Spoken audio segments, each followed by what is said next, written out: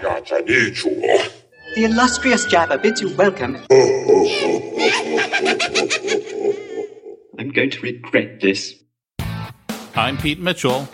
He's Peyton Jones.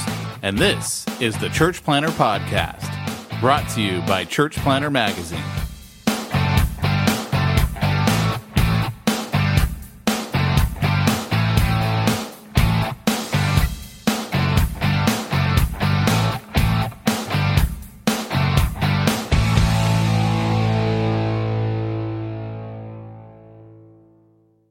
Hey guys, welcome to Church Planter Podcast. This is Peyton Jones. Hey, we want to tell you a little bit about Logos Bible software. If you've never used a Bible tool, this is like the Cadillac of Bible software. Now, we can't all be Matthew Henry. You read his commentary, that guy's popping off like back in Deuteronomy chapter 23, verse 9. They didn't have concordances, but they had that stuff memorized. You know what? You don't have to have the Bible memorized. When you get Logos Bible software, it integrates not only like the most powerful word searches on the planet, it's got original language searches, and you can even incorporate things like the full library of C.H. Spurgeon and almost anybody else who's out there in the published world. Check out logosbiblesoftware.com. Logos Bible Software. You don't have to have the Bible memorized anymore.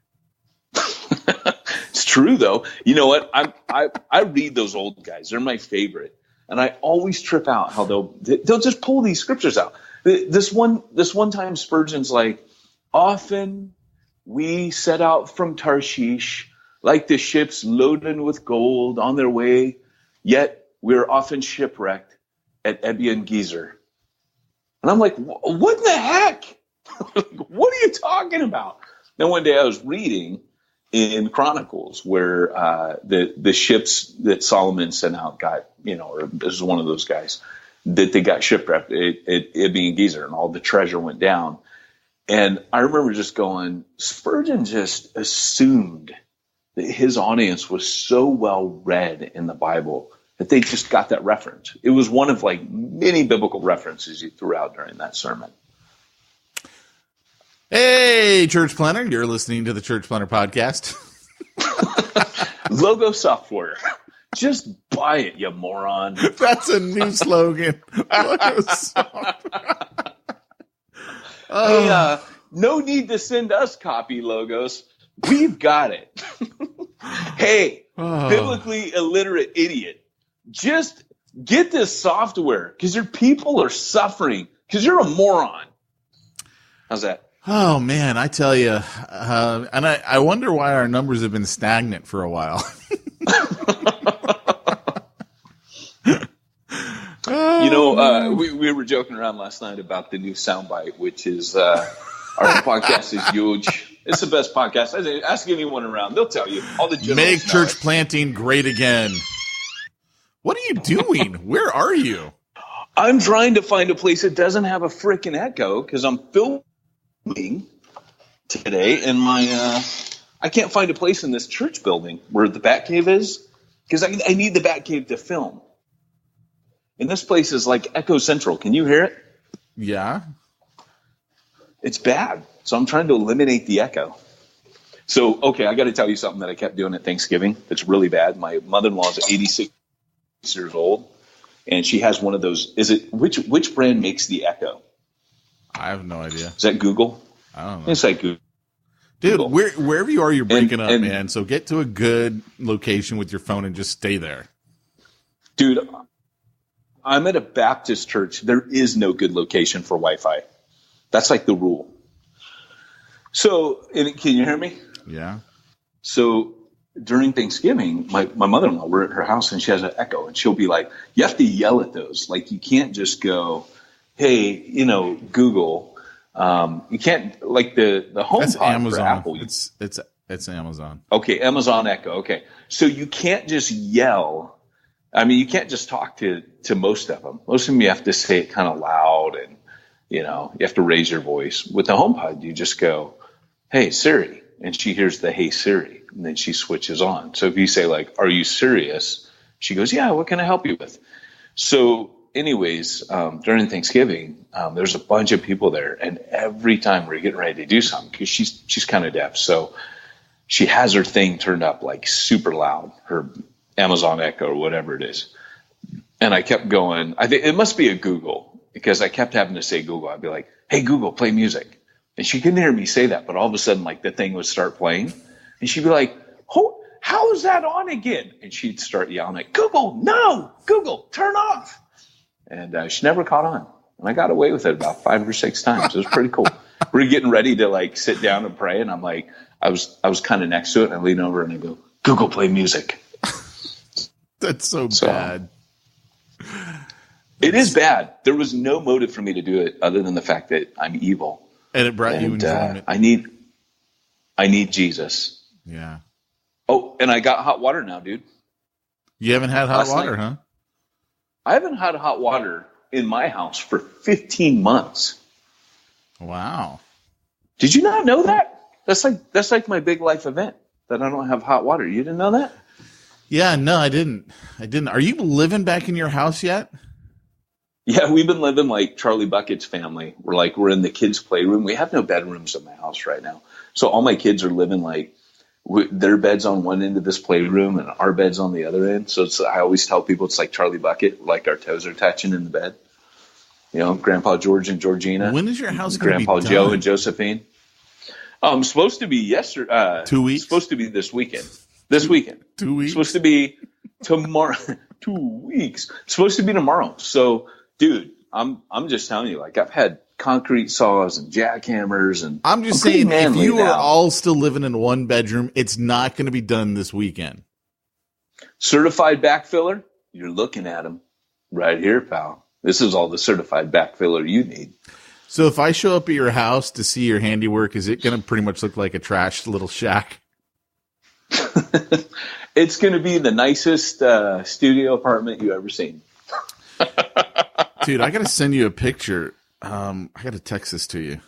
This is my new. Remember, I told you on the podcast we just did that I have a new work desk and work table for all of my gunsmithing. I just sent you a picture of it. I'm very proud of it. I like it almost as much as I like my guns. I was out in the garage yesterday, and my wife came out there, and she's like, "Are you pretending like you're working while you're doing some gun stuff?" I go, "I'm not pretending like I'm working at all. I'm just doing gun stuff." Okay, it just came through. Huh? What do you think of that, little baby? Wow. You built that? No, I paid someone to build it. I ain't like you. Are you out of your mind? Did I build it? Wow, I didn't know you had these skills. I do not have those skills. I have the skill of money. Cool. I give someone money and they do it. Dude, I'm scared of you now. It's like, I'm going to load my guns here. I'm actually going to get into what's called reloading, where you make your own ammunition. Half the reason I wanted a standing table. And the desk part I wanted so I can sit there and clean my firearms. Okay, everybody, it's like a tool bench that's in an L shape with a desk. The L part of the L is like the desk, where it's like his loading dock, you know, where you can load them. And I'm just saying, man, I just picture you sitting there like Norm going, "You took my stapler. I'm going to teach you. I like that." You know what stapler. The best is? Okay, if you look, I started to put all of my gun stickers, and I wished I hadn't given them all to Luke because he lost most of them. And so I started putting them all along that baseboard right there. And so my kids were like having the greatest time. "Oh, let's go we found more stickers." And Luke like wanted to take these monster truck stickers that he's got. I'm like, "No, it's got to be gun related." "But it's got an American flag." I go, "The American flag is gun related." He's like, "No, it's not." That is yes, so it is. funny. But look at the sticker near the left, right underneath the one that says 9mm. Do you see that sticker? I voted. I voted. That to me was the best sticker. Dude. So you need like a Deadpool sticker on there. So Deadpool would be I see your Magpul, and I thought that was Deadpool, and I'm like, oh, yeah, that's what you need on there. No, Magpul is the brand. This is why you need to be my friend. You know I have good ideas sometimes. Oh, yeah, I like the Deadpool. I'm eventually, that whole thing is just going to be covered in stickers. And yeah. Dude, Target had like this. Okay, so everyone's judging me now, but I've not seen part 2, but I watched part 1 in the airplane, so I didn't have to watch the nasty version. But they had like a Deadpool giant action figure. It must have been like 20 inches, 24 inches, something like that. He was pretty big, and he has all these guns, and you can change his heads out at Target. I foresee him sitting there, fully kitted out on your desk stand there. He was only $100. But think of all the joy and happiness that will buy you, Pete. Each time you look up and you see him and you're inspired, and like, I'm going to load more. It's okay. I don't feel like loading, but I'm going to do it for Deadpool. Do it for Deadpool. Oh, man. Yeah, so... It was funny because... Yeah, go ahead. I was just going to say, we should probably tell everyone what today's topic is going to be. Oh, today's topic is smack talk. So today's topic is actually, it's interviewing me. I know that sounds weird, but it is interviewing me about my church plant. That silence right there is everyone clicking off the podcast going, I've already heard Peyton. Yeah, we decided today that you would interview me because do you know what today's episode is? I'm getting ready to church plant. Do you know what today's episode is? What? We're at 297. You know what that means? 297? 300's coming up. I do. 300. The episode about 300's coming up. Which is literally, if you guys don't know, it's the episode about us doing the 300 episode. That's kind of a tradition. I think we could actually like get some movie clips and sound bites from the movie 300. This is church planting. So funny. You've seen that video I made, right? Years ago. Yeah. Oh gosh, that's an oldie. That's a classic. I think I'm gonna throw that up on my channel just to in celebration. I like it. We train church planners. We basically took the 300 movie, put it in Espanol, and then put subtitles. But the subtitles are not in Spanish. They're not in Spanish. The subtitles are this somebody's like stuff, but it's somebody who's trying to learn English is like, oh great, I can read it while I'm listening to it in my native tongue of Spanish. It's so funny because there's this one part where whatever he says, it sounds almost like Diablo.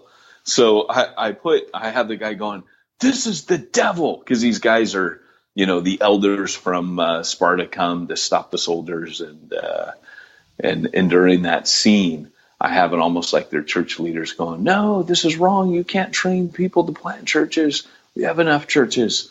And it's pretty funny. Speaking of this is wrong, you shouldn't train church planters. You know what? And I know that this is not really smack talk. This is actually like more of the content for the podcast. But the thing that I have been overwhelmingly shocked and heartbroken over is the controversy of the dude who just died trying to take the gospel to that tribe and wherever it was. You know what I'm saying? That's interesting. And they're like, hey, maybe that should be our topic today. Dude, I'm telling you, man, I am like Dan Sams. Let's do that as our topic. We'll push the other one off till next week. I want to talk about this. Dan Sams, friend of the podcast. He's been through the Platinum Bible Inner Circle training. And he's a fellow gun enthusiast pastor. Leads a house church movement there in, I believe it's Ohio, if memory serves. And I was noticing on his Facebook wall, there we go again with Facebook, just like the last podcast. But these people are on there and I can only assume that they consider themselves Christians. And I don't know that, right? So I shouldn't perhaps assume, but they talk as if they are Christians, or from the vantage point of Christians. They certainly don't talk like Christians. But like this one guy was like, he should have seen the red flags. He had no sending church. He didn't have enough funding. And he goes into all these reasons as to why this guy should not have taken the gospel to these people. And I'm like, Because, you know, like part of the big thing that you've been hearing from people is, oh, all the diseases that people could bring to the native tribes and, you know, they're just trying to spread Christianity. And I'm like, do none of you realize that sin is terminal? Like, has that thought not crossed anyone's mind? Like, so what if your body dies? If your soul dies, you know, game over. Wait. Where's game over? Here we go. That's it, man. Game over, man. It's game over. And I'm like heartbroken, thinking these are quote unquote Christians. These are people who think they're speaking with authority on what Christians should be doing. And I'm like, sin is terminal, like terminal. Right. Not just physically terminal, spiritually terminal. It's a pseudo intellectual thing. And I get the concern health wise. Is there research that could be done before you go? Is there, well, and apparently, as you probably know, he actually was aware of all that stuff, and he was in quarantine before he went. He was vaccinated up the wazoo. I mean, he did know that stuff hadn't come out, but already the judgment. So he did not go on his own. The media tried to portray it, and it's very interesting because Ed Stetzer was getting ready to write something on it. And one of the guys from the mission board, he said, look, I ran this mission board for 14 years. And he said, Ed, before you publish anything, would you have a conversation with me? There's more here than meets the eye. And when I read that, I was like, okay, because we're talking about an underground, you know, we talk about the underground church and, you know, going to countries where it's illegal to promote and share the gospel. That's what that was. And it can't be, a lot can't publicly be said from they're engaging in something illegal. We got to keep that in mind. So the mission board's in a very strange position where they need to, in one sense, they kind of have to defend themselves, but on the other hand, they can't say too much. They'll put the future of that mission in jeopardy, number one. Number two, they will they'll also get themselves in trouble, you know, legally. So this is they, as a mission board, I believe they apparently there was 5 years of hard work that went into opening up this mission, and at the end of the day, he had to go. You know, there was a certain point at which they were like, hey, he's got to go. So I agree with you. I understand the concerns, and I feel like with those concerns, you know, I don't think we're hearing everything. And I think media and even Christians, I think Satan doesn't want people getting reached. And I think that what we're hearing is like you're either a fundamentalist idiot who doesn't think about sociology, it's very paternalistic how the more intelligent, I would say, more liberal part of Christianity is talking down to those that are evangelical. In other words, there are those that, well, it's all about social needs, and that goes hand in hand with liberalism. And they're very much talking down. And some of us have come from fundamentalist movements. You and I did.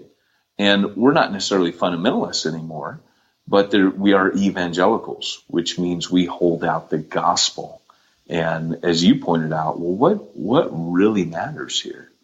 And there's a history that Christians are embarrassed of where missions used to be very, well, rode on the back of imperialism. You know that, and I know that. It did. If you know, Great Britain went to India, so did the gospel. You know, if Great Britain went to China, well, so did the gospel. And so now there's this tendency to link mission work with imperialism. And the problem is that we can't do that, you know? Are you done? Do I get to talk again? Yeah, you do. Well, the only reason I'm not laughing is my wife's calling, and I know it's something to do with a workman, a tradesman in my house. Go take it. I think she's got to talk to me. All right, let me call you right back. So for those of you who were just now tuning in, we had a little break there because Peyton got another call, and I texted him, and this is why it's so important that when you text, you be careful what button you push, because it's been like 8-9 minutes. Haven't heard anything back from Peyton. I mean, I'm on a time schedule just like everyone else.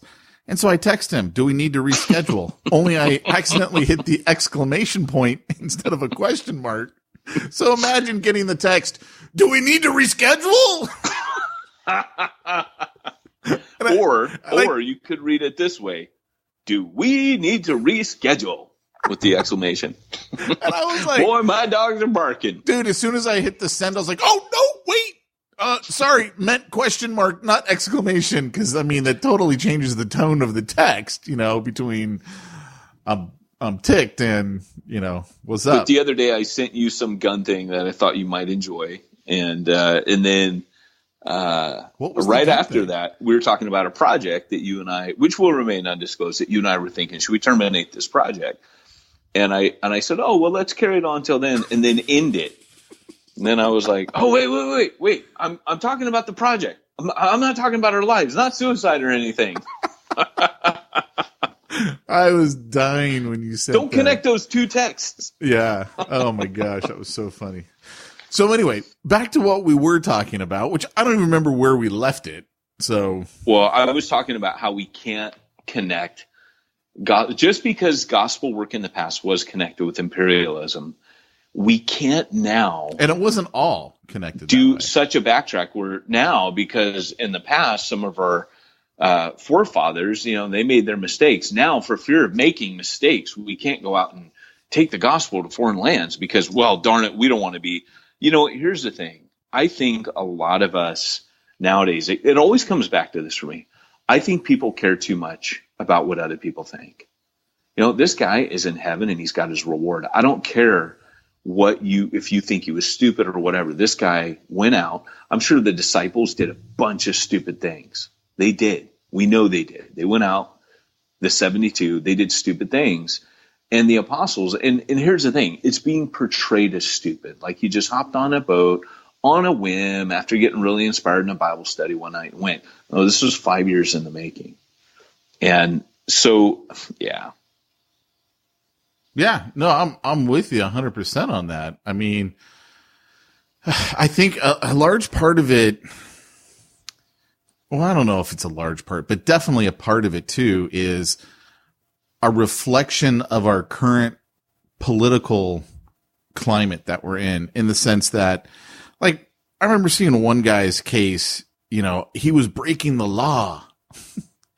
And I'm like, okay, all of a sudden you're worried about breaking the law now because the reason why, a big part of your reason for why this migrant caravan can't, come into the United States is because they're breaking the law. So now all of a sudden we care about the law, borders, because we care about it here in America. Therefore, I'm going to project that over there, and taking the gospel over there. It's, he's breaking the law. And I'm like, you're trying to justify your own anger here.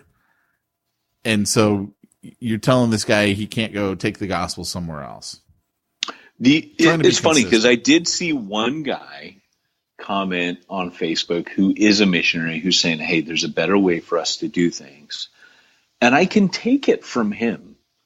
I'm not saying that what he said is wrong, but he's been overseas for 30 years. Now, what I want to know is he a sellout? Is he just a dude who decided, you know what, I read the apostles, that's cute, but I'm more intelligent. I mean, after all, I got my master's or PhD, and I know a lot now. I'm a big boy, and I can tell you after reading the books I read, that's different to me.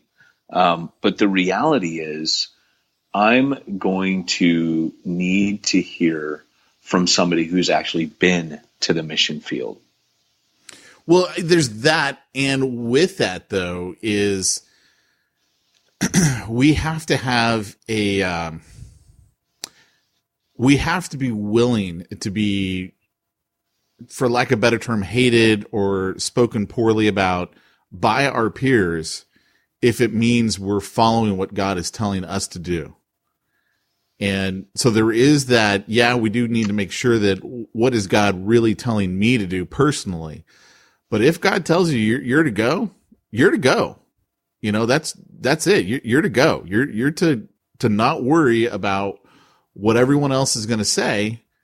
You need to follow what God is telling you to do, because that's who you need to obey.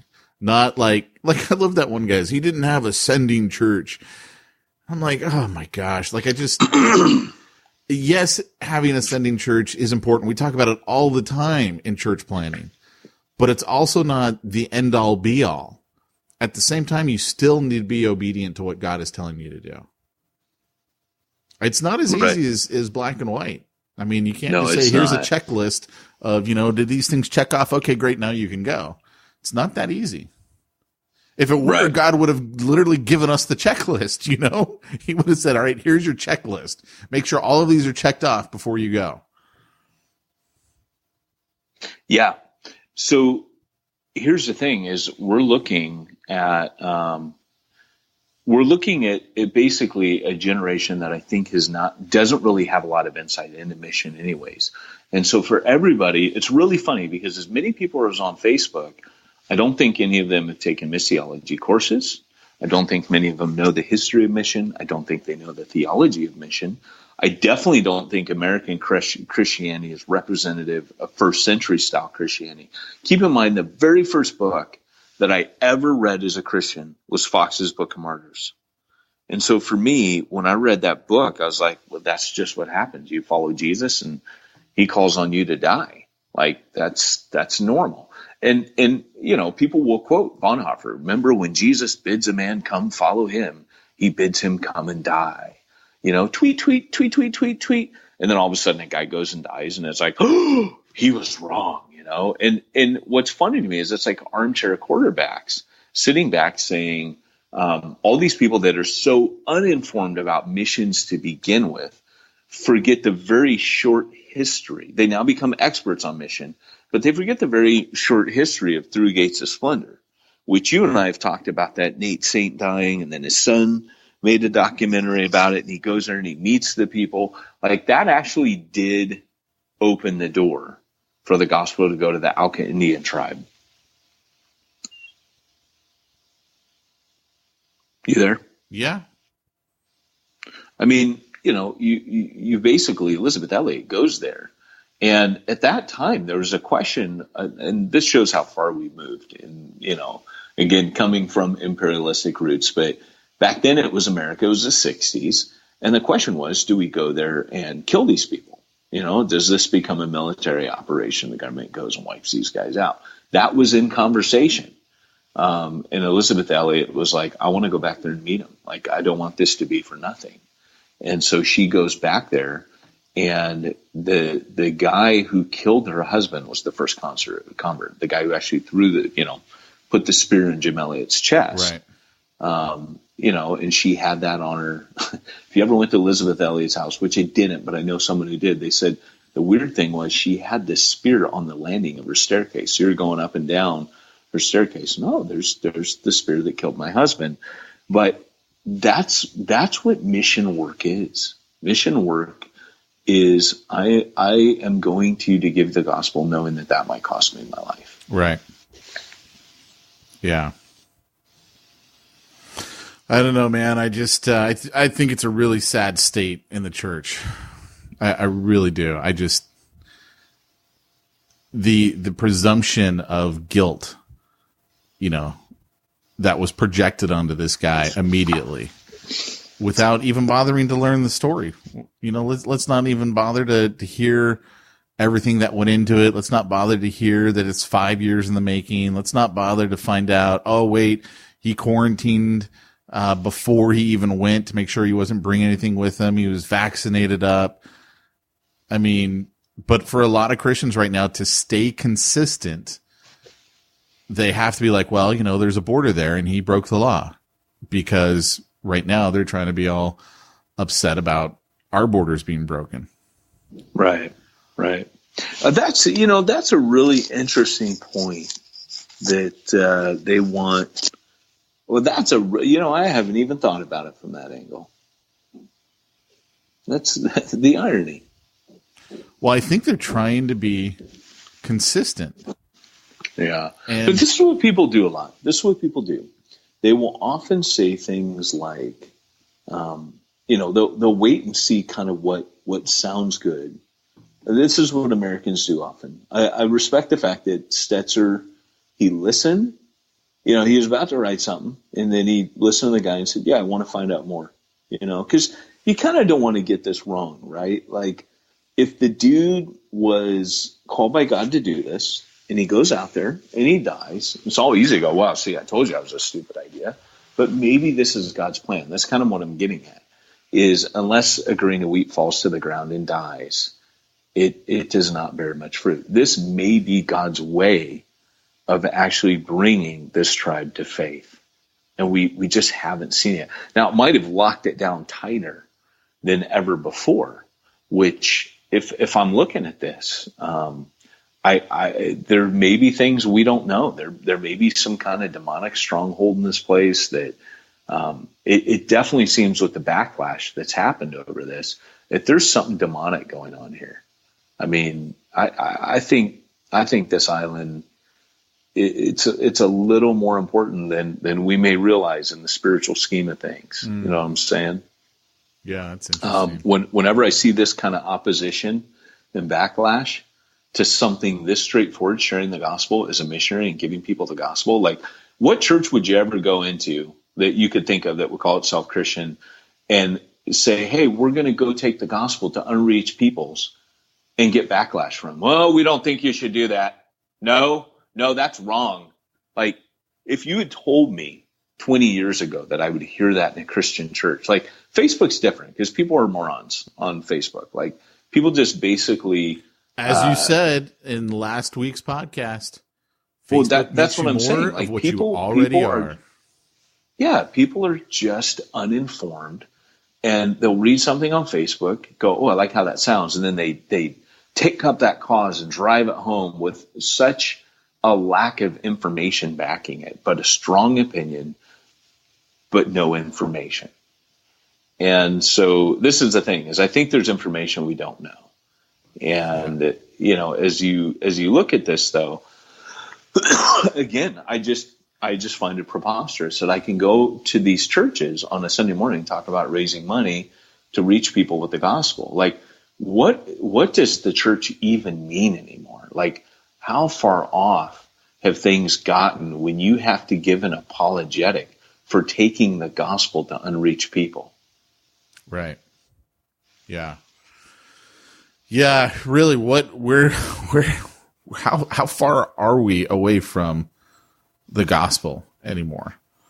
Right. I mean, and again, part of it is it's an American thing where Christianity has been such a huge influence on the nation as a whole for the last 200 some odd years, versus other countries where, your buddy who we met years ago, I think his name was Leo. He was from France, and he was like, hey, man, it's totally different over here. He goes, if you're going to be a Christian over here, you're all in. You're all in, because it's not like in America. Like, you are the minority, and you are probably the only one who feels that way. And you got to be all in. And here in America, we're like, no, wait a second. We've grown up with this. We've had all this. Now we're not sure what we think about any of this. And how dare you even try and take it to other countries? We're just exporting, white men, and their religious beliefs for the purpose of control. I mean, that's literally what some people are saying. Yeah. But it just shows, that the Bible does say there'll be a day where evil's called good and good is called evil. And we're in that time now. So even when, and, you've heard me talk about like Northern Israel, how in the Old Testament that Northern Israel was like, they reshaped the worship of Yahweh into whatever they wanted it to be. So they, like Isaiah says, you make an idol and you say, behold Yahweh, behold the Lord God, and he says, you point to this idol and say it's me, and it's not. And that's where we're at right now, is people are claiming, like I'll hear stuff on Facebook, or, people will post clips in some of the groups I'm in and say, what do you think of this? And it'll be some preacher, and he'll have a big church, and he'll be saying stuff, and you're like, yeah, no, that's not even theologically accurate. It's not like I'm the theology police, but that is just so fundamentally wrong. Yeah. Like, for example, today, I was just kind of looking at the fact that, if you want to talk to somebody about suffering, like Francis Chan pulls this point out in his book, and he says suffering is a really big deal in the New Testament. It's an expectation that you should have if you're going to live as a Christian. And he drives that point home. But if you look at, most of the really big churches in America today, and you listen to the sermon content, they'll say, oh, we're meeting the felt needs of people to give them the gospel. What's actually happening is a distorted gospel is being preached, a gospel that focuses on your needs. And it's a gospel that talks to you about wanting to help you feel better. Well, if you want to feel better, take an aspirin, do heroin. I don't care what you do. You can do a lot of things that are going to make you feel better, but it's not Christianity. Christianity never comes in and says, hey, I want you to feel better. Christianity comes in and says, I want you to know God, and I want you to draw close. I want you to be intimate and close with him. But how Paul says, I leave all things behind, and I do this one thing. I press on. And he says, I want to know. Right before that, he says, I want to know the fellowship of his suffering and the glory of his resurrection. That's those two things. It's dirt in the clouds, like Gary Vaynerchuk says. His whole thing is dirt in the clouds. You have your moments where it's the clouds, you get your glories, and then you have a lot of dirt, right? You're down in the dirt a lot. And Christianity's dirt and clouds, man, big time. You're in the dirt a lot. It's a fight. It's a slog. There's lots of suffering, and the glory that you have as a Christian, it's not the praise of men. It's the approval and acceptance you get from God. I was watching last night some TV before I went to bed, and one of the great theological movies of all time was on TV, Bruce Almighty. And it's a great film.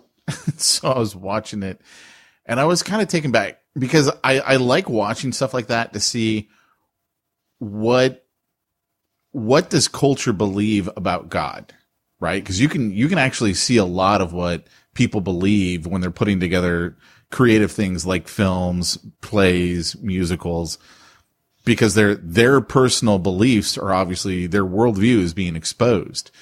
And so I love seeing that stuff, because then that kind of helps you prepare for, okay, this is what people are thinking. How do I address this? So I wasn't watching much of it. And it was the scene where all of a sudden Bruce can start hearing everyone's prayers. Oh, yeah. And, and he's trying to file it. And finally he puts it all into a computer email type program. And, it does the count, and there's, 1.3 million prayers just from the Buffalo area. And his comment is, what a bunch of whiners we are. And then he, immediately goes into auto reply yes to every prayer. And, so that, I think there was like 10,000 people who won the lottery. and It's so funny. So they all got like $17 each, which I thought was really funny. But that is super funny, dude. The thing that kind of grabbed my attention, though, was one, okay, what a bunch of whiners we are. So the worldview behind that is the time that we go to God is when we want something. And I think there's a lot of truth to that. And there is a time, obviously, when we have needs, we go to God. But I was like, man, I wonder what the ratio of just praising God and giving God glory is, and how much of it is for us so self-absorbed that even our prayers, the majority of our prayers, God, give me this, or God, do this for me, or God, I need your help here. You know what I'm saying? Like, I don't know if I'm making sense in what I'm trying to get across here, but, certainly the writer's worldview was the only reason why you would pray to God is to ask for something. The thought of praying to God just to give glory to God would never happen. Right. To thank him would never happen. Yeah, no, you're right. I actually think that what we're going to find is that I think we're going to find as we move on that people are particularly as they know the Bible less and less. We're living in a time of Bible illiteracy, and particularly things like Facebook. This is going to sound really ironic to our listening audience, but in times past, I've always thought of discussion to me as a tool for basically people getting an opportunity to interact with the gospel in church. But before I understood the tool that discussion could be, most of what I'd seen in a pre-Facebook world was that discussion and interaction was often pooled ignorance. Like, for example, we would go into college classes and we would talk. And again, we're 18, 19 years old.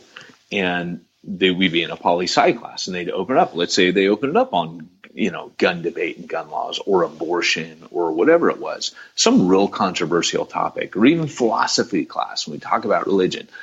There's all these 18, 19-year-old kids who barely read any books or watched documentaries or educated themselves. And I don't care how you educate yourself, but most of them were extremely ignorant. And discussion to me just seemed like a waste of time. Like, why am I listening to all these ignorant people discussing things that they don't know anything? Like, there's a lot of opinion here, very little knowledge. And so Facebook to me has just taken that to a new level, right? I don't hardly ever, it's funny, Martin Samaripa on that thread that we were talking about, I learned a bit from him. Now, I don't think what he said was accurate necessarily. Like, I didn't agree with a lot of what he said, but I actually felt like he was informed on his topic, right? He had a lot of facts and figures. Not saying all of them were right, but I felt like, well, there's a guy that I respect, at least because he's speaking about something he's put a lot of thought and a lot of research into. Now, he may have been thinking after reading propaganda. That's always a danger. But still, I feel like I got a good representation. I didn't just get, the guy who drives Uber, talks to people in his car all day and doesn't really know anything. Does that make sense? Yeah, except I disagree. I think it was all propaganda. But that's what I'm saying, is a lot of it was propaganda. Yeah. But what I'm saying is he was informed. If I was going to talk to a socialist, I would hear that, right? The fact they may not agree with it doesn't mean that it wasn't. The fact that it's all straw man arguments and I could easily tear it down has nothing to do with anything. But okay. Correct. But he would say that about the other opposing side's argument. Because he wouldn't be able to. That's the problem with good foundational logic. You kind of have to start yelling names like the other guy because you ain't going to be able to defeat it. Well, and that's the thing is, but what I'm saying is, obviously to me, discussion is a tool now. It's a powerful tool. Yeah. But Facebook is not the place that highlights the use of discussion. And so I don't know why I went off on that huge tangent, but my point is, again, on this topic, guys, I think we need to wait and see what comes out, but we will get more facts, perhaps. The mission board may not be able. I think almost anything they say at this point indicts them because of the illegal activity. But yeah, and I would also say it doesn't matter. Like, it doesn't matter that much to you. Like, whether or not you're called to the mission field or not. I mean, certainly, I think you benefit from learning as much as you can. But at the end of the day, you're going to have to choose to either do what God has called you to do or to ignore what God has called you to do. Right. And I don't think most people who listen to this podcast are going to wind up in that camp where they go, you know what, I'm going to go ahead and ignore it. I think they're going to go into it with their eyes wide open of, okay, I do need to take into consideration all these different things. But at the end of the day, like you said before, following God is dangerous. Right. And we're all going to die at some point. You know, almost 100% of us have died. I know you, I know you and I differ on what actually happened to Enoch, but I'm telling you, Hebrews says he didn't die. It says it right there. He didn't die. And Elijah didn't die. I'm just saying, you know, but so technically that means there is a kind of a loophole there with death. I mean, biblically speaking, but for the most part, I know I'm not Enoch or Elijah. I'm pretty much a gunner. So am I going to be willing to die for Christ, or am I going to be, you know, oh no, I want to stretch it out as long as I can, just in case this is it. I mean, I that's the only thing I can think of is the thought, what if this really is it? Yeah. Well, so here's the thing. Like I said, as we get, and this is what I would say for church planners. Here's kind of the big takeaway before we finish, but it's what I said, not what Pete said. So, you know, listen to this. Like Ehud in the book of Job, behold, I have, remember when he comes at the end and he's like, hey, you know, all this ignorance that I've heard, you know, and he bashes everyone else, and he comes and goes, but behold, I will speak forth true wisdom. Sorry, that's funny to me. But no, here's one of the takeaways for church planners. All I could think of with that whole Enoch line was, oh yeah, wasn't there a whole city? Do you remember that? What? No. Your wife's best friend? Oh. Do you remember that from back in the day? Don't go there. Back in the day. Oh my gosh. When Pete walks in, when we're talking to my wife's best friend, who's a Mormon. And I didn't know that. She wasn't there. Your wife wasn't there. You were in the other room changing like the baby's diaper or something. And I don't know she's a Mormon. And we're talking about Dr. Walter Martin. And I go, oh, you know, he did a lot of work, you know, with the cults like Jehovah's Witnesses and the Mormons. She goes, I'm a Mormon. They're not a cult. Oh, man. And I'm like in the other room dying, like laughing, going, oh, he so just put his foot in it. And didn't she go, I'm a Mormon? Yeah. Right. And Pete's like, and I think you started saying more things, like more words. Well, they're a cult because blah, blah, blah. No, I didn't justify. I definitely did not do that, but I don't remember what else I said afterwards. But you started talking fast. Oh my gosh, dude. After that, and I'm dying. Because then you came back in the room, and the way you described it, you go, all of a sudden I could hear a pin drop in my own head because of what I had just said. And then you were like, you came back in the room and you're like making the whole conversation lighter again. Make the conversation lighter again. Maybe that should be the new slogan. And then you said something like, oh yeah, did you know that Enoch didn't die? And then she goes, yeah, wasn't there like a whole city that didn't die? Because in the book of, I don't know if it was the Book of Mormon or one of their books, they say, yeah, Enoch went, you know, like raised up this whole city that was so good that none of them died and went to heaven. He went to live in a whole city full of Enochs. Yeah.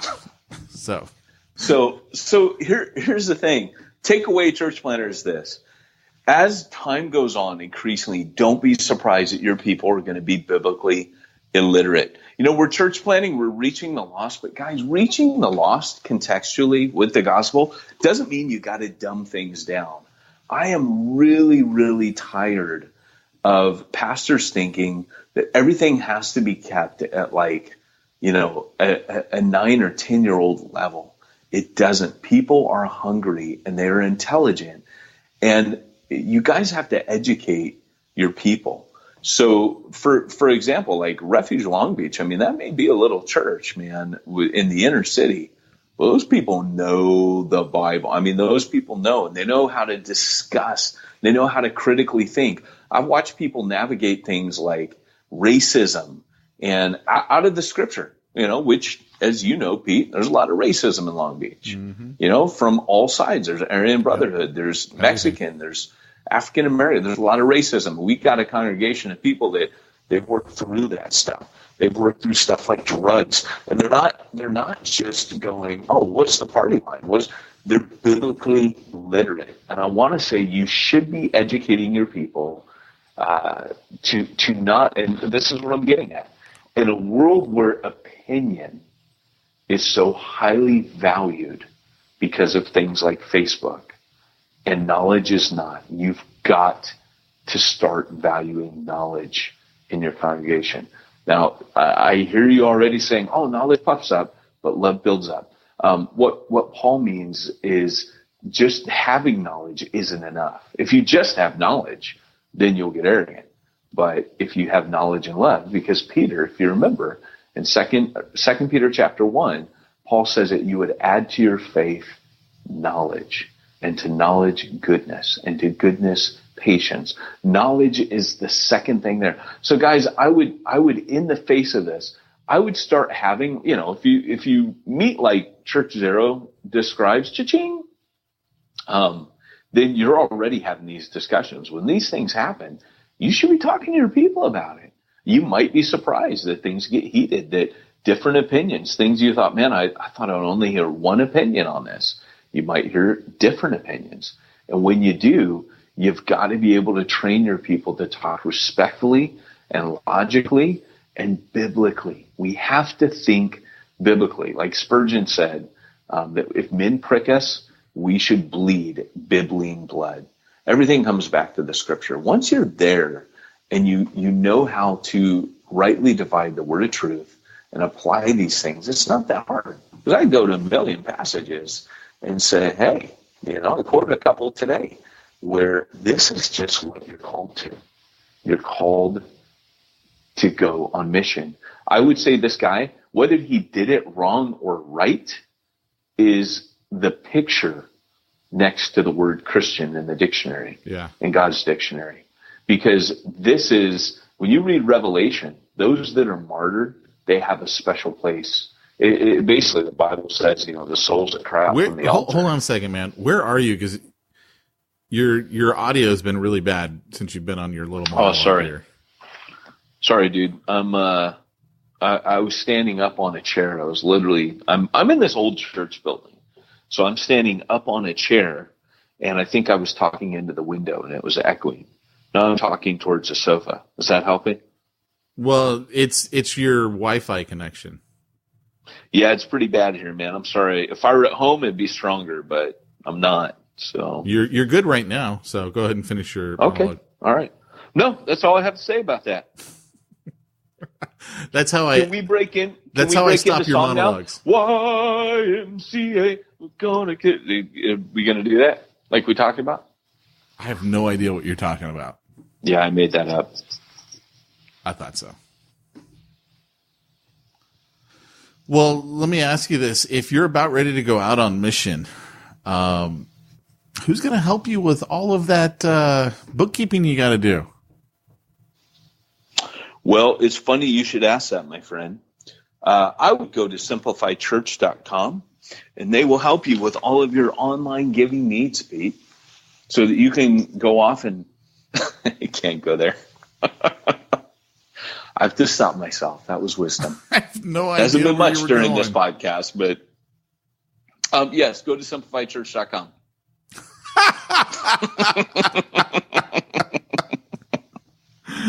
Oh my gosh. Yes. So simplifychurch.com, all your work comp, payroll, IRS compliance, tithing, accounting needs. They do it all. Simplifychurch.com. Cha-ching. Cha-ching. Well, guys, thanks for joining us today for the Church Planter Podcast. This has been Pete Mitchell and Peyton Jones reminding you, if you want to reach the this is the slogan for what we've been talking. If you want to reach the ones nobody's reaching, you've got to go where nobody's going and do what nobody's doing. But make sure you got a church sending you. Oh, wait, sorry. And make sure that you're not going to give people diseases when you go, and it's all going to be safe and stitch up, and it'll be your best life now, and nobody will judge or critique you on Facebook because, after all, public opinion is really what matters, not what God thinks or commands us to do.